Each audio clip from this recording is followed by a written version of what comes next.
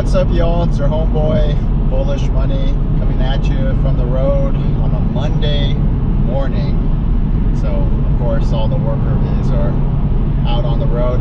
Traffic is surprisingly brisk for being fairly early Monday morning. Well, actually, I wouldn't call it fairly early. It's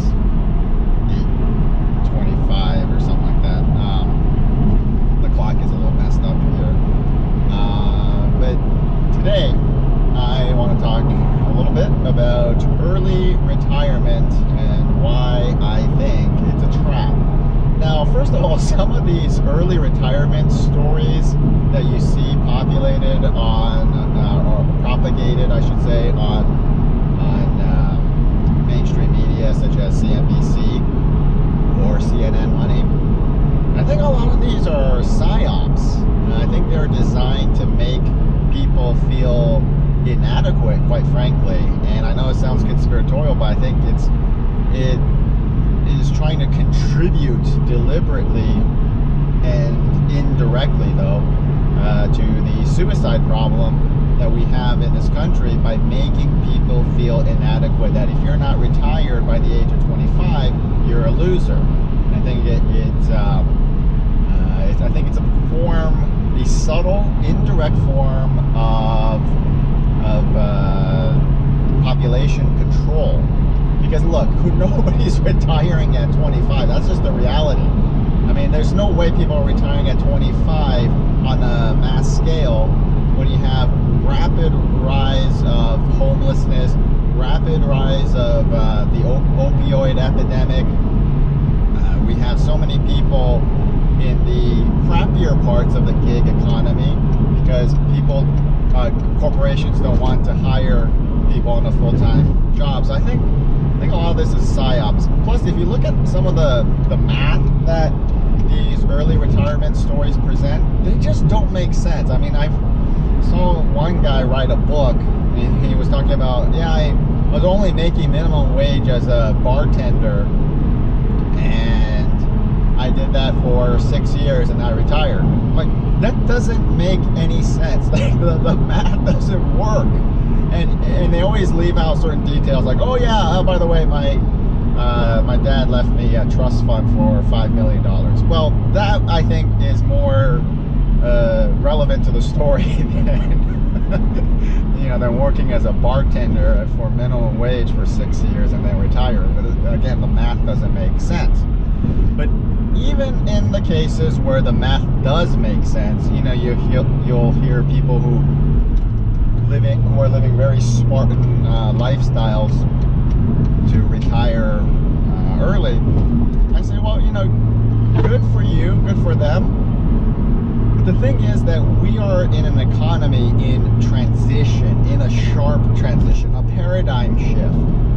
And who knows what the fundamental character of money and commerce and business will look like, over the coming years. I mean, things could change dramatically. Now, I don't want to get too macabre here, but let's just assume like Jim Rogers might, and the dollar collapses. What would happen if the dollar collapsed? That means your retirement would essentially be zero, that your life's work would then suddenly be zero, and it will probably come at a time which is very inopportune for you. Like you're like, holy crap, the dollar went to zero and I'm 70 years old. And that could happen. And therefore, it seems to me that the practical thing to do is, rather than retire early, to find something that you love doing or you enjoy doing. And that way, you're still plugged in, you're still plugging away, you're still generating good income, hopefully, and you are keeping your skills fresh. I think rather than investing with a monetary perspective, I think moving forward into the 21st century, that you need to invest in skills and in education. I'm not talking about college, I'm saying, or not talking about college necessarily, but you need to invest in relevant skills, certifications, the skills and education of the 21st century, of the automation and digitalization era. Because if you don't keep, that's the thing, if you depend on money for your investment and you have, $5 million or whatever, and you think, well, that's going to last me, and yeah, it should. But then what if something happens through the economy? And the dollar doesn't necessarily have to collapse. It could be that the dollar devalues significantly. That is very realistic. Or the companies in which you are invested in, they collapse. Or something happens in the bond market, something happens in the money market. Something could happen, something that you don't anticipate, and you're as an early retiree, you're banking too much on the system, okay? And the system can change. The system, at the very least, could upgrade or downgrade. And what do you do? Well, the only thing you can do is to keep yourself relevant.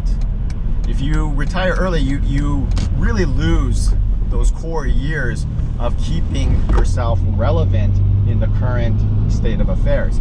That's why I think early retirement is a trap, and I don't recommend it. Even if you do have the money, I would still say keep in the game, because you never know what's going to happen tomorrow.